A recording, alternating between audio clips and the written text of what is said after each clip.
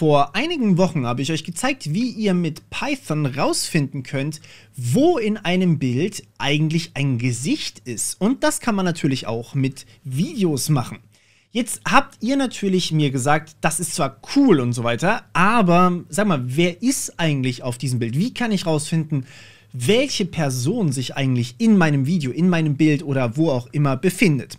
Und genau das möchte ich euch heute zeigen, sozusagen als Update zu genau diesem Video hier.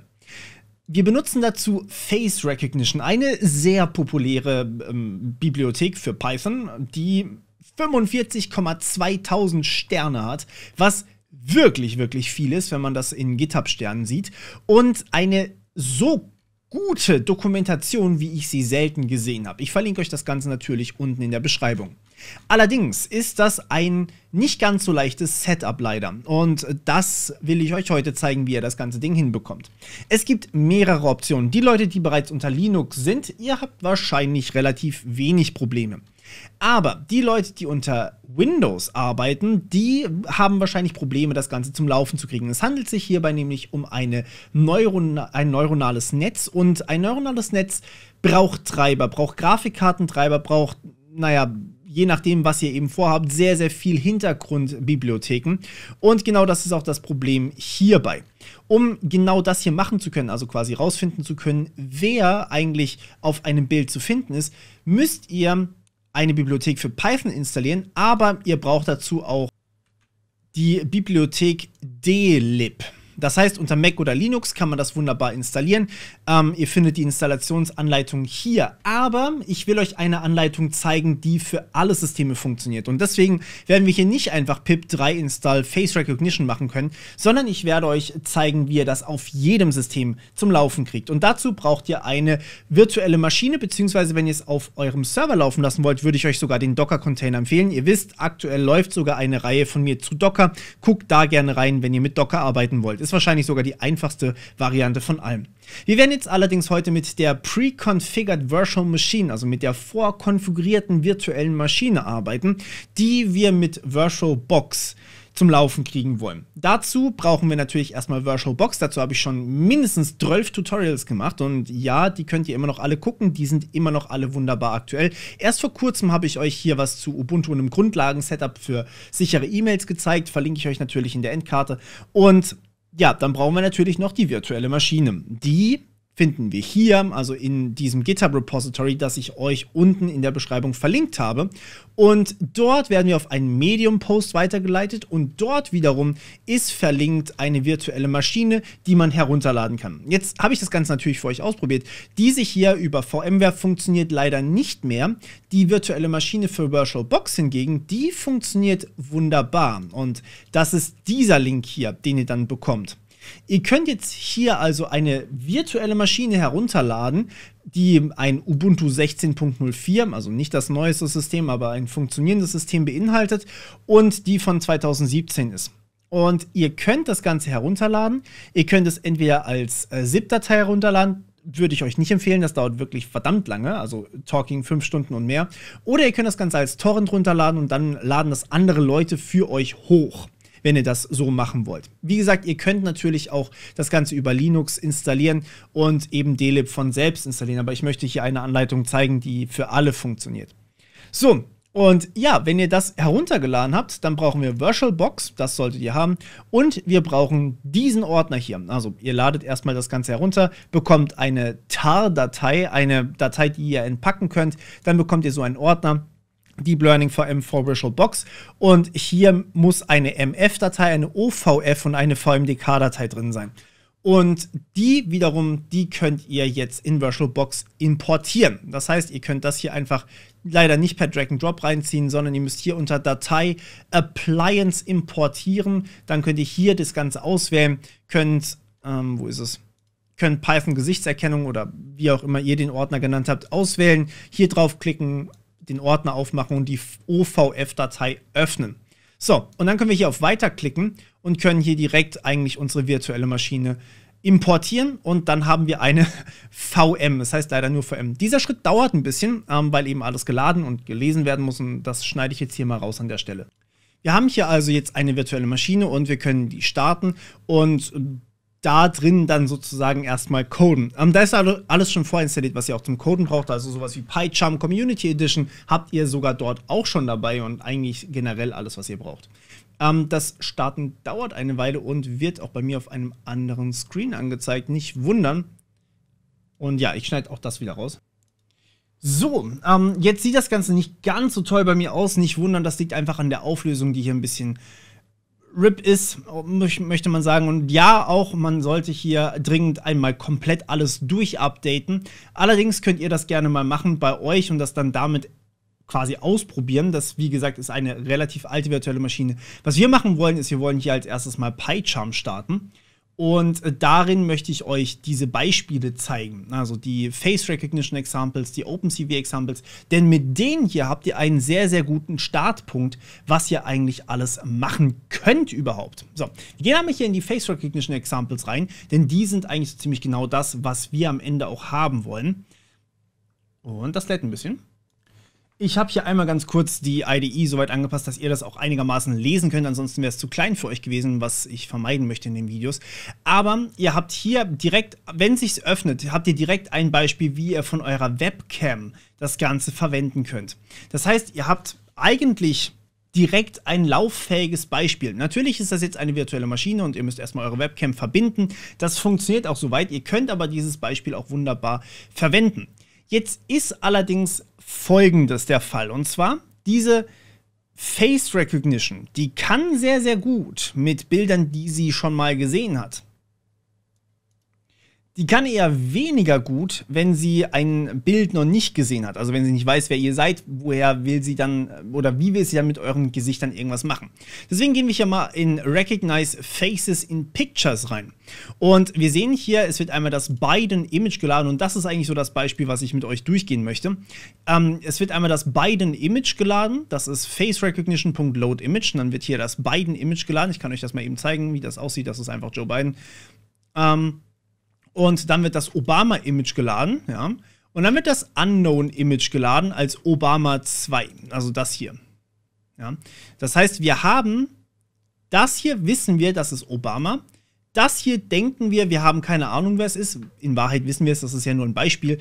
Und anschließend werden diese Bilder hier encoded. Das heißt, get the face encodings for each face, bla bla bla. Das steht hier oben quasi in der Beschreibung auch drin.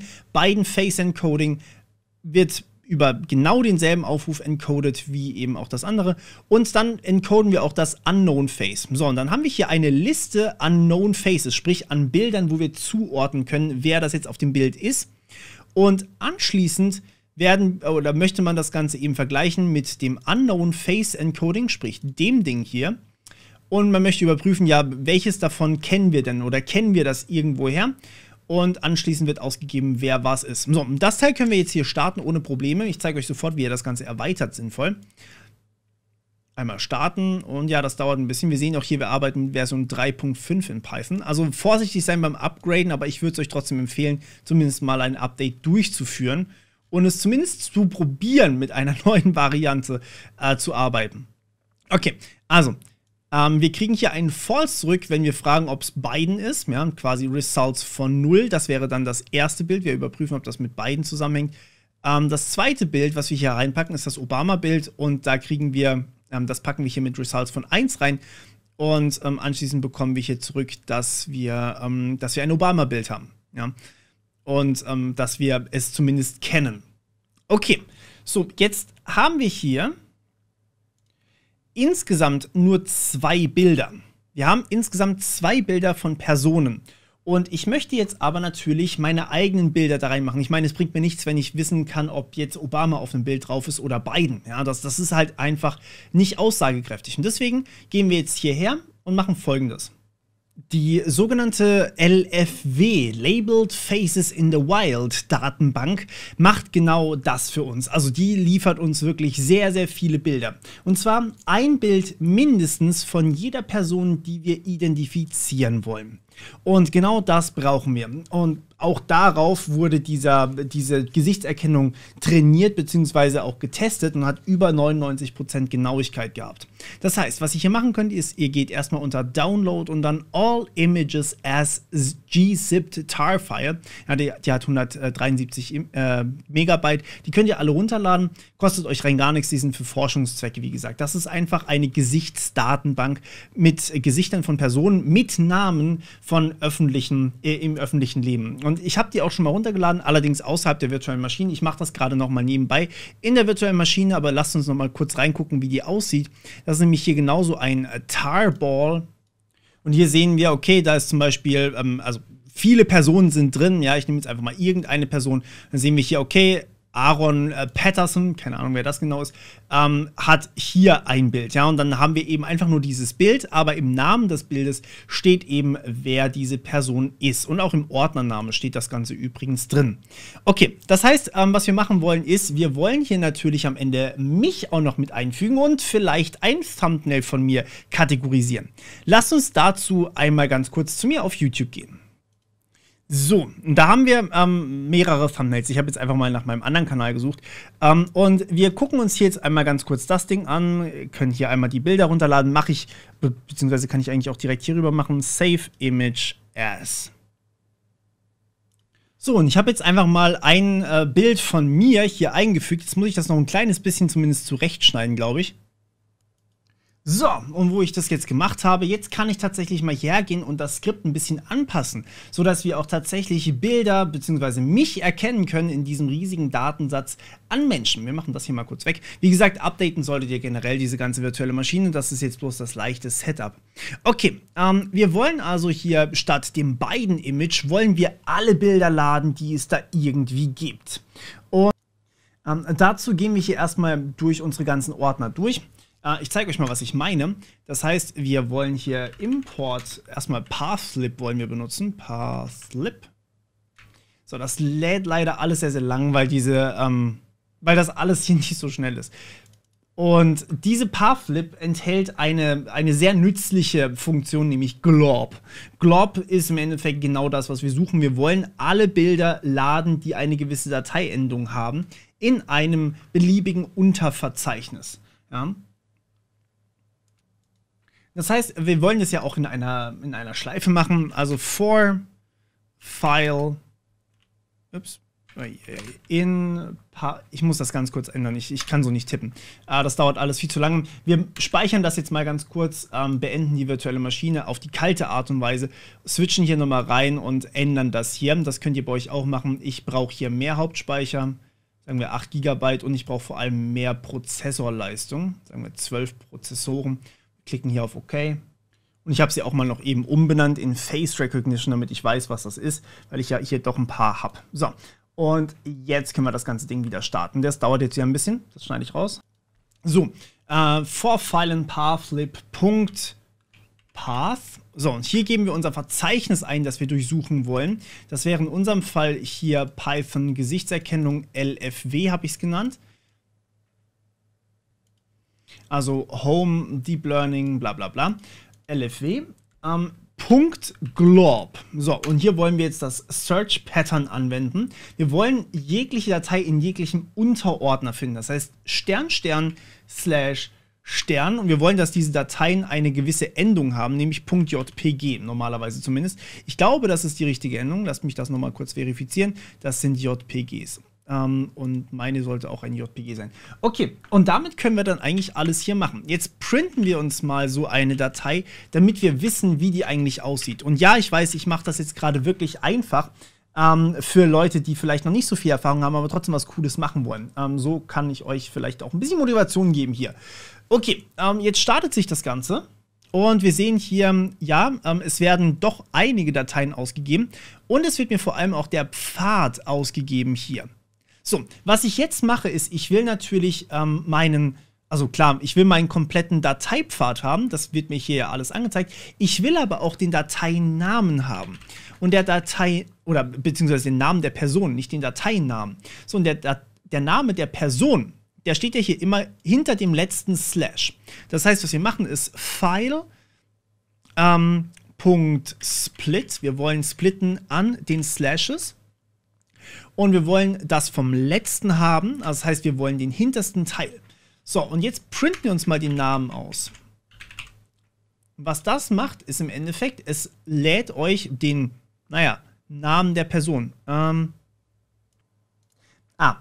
Ich sollte das hier vielleicht noch kurz in einen String umwandeln. Die Datei in einen String umwandeln, damit wir auch halt das ausführen können. Normalerweise ist das hier ein Pfad gewesen. Der Pfad, den kann ich natürlich nicht splitten, beziehungsweise in einen String umwandeln. So, und hier sehe ich dann Bill Pryor 001. Okay, jetzt möchte ich hier also auch nochmal nur die ersten oder eben die letzten paar nicht haben. Das wären 1, 2, 3, 4, 5, 6, 7, 8, 9. Die ich nicht haben möchte. Das heißt, ich möchte von Anfang bis -9 alles haben. So, und damit habe ich den Namen der Person. Ich meine, Bill Pryor, das ist okay, wenn da ein Bodenstrich drin ist, ist für mich völlig fein.